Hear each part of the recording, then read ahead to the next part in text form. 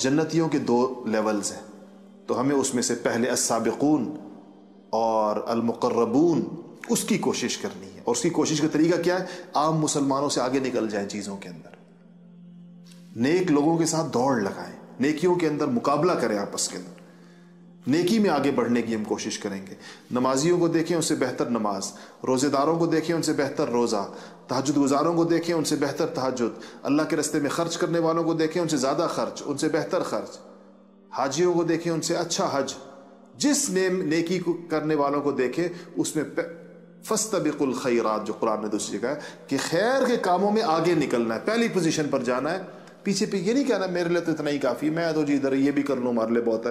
ہم یہ دنیا کے کاموں میں یہ کہتے ہیں، دین کے کاموں میں یہ کہتے ہیں. دنیا کے کاموں میں تو ہمیں کسی چھوٹی چیز پر راضی نہیں ہوتے. گاڑی سب سے اچھی چاہیے، گھر سب سے اچھا چاہیے، پیسے سب سے زیادہ چاہیے، کپڑے سب سے اچھے چاہیے. حالانکہ اس میں کہا گیا ہے کہ ادھر جو ہے نا اپنے سے پیچھے والوں کو دیکھو، اس میں گزارا کرو، قناعت کرو، کم پر صبر کرو. اس میں تو ہم کرتے نہیں.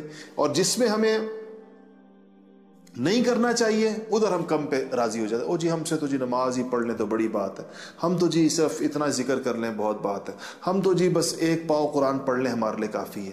یہ پھر بندہ مقربون اور یہ بندہ السابقون میں نہیں جا سکتا.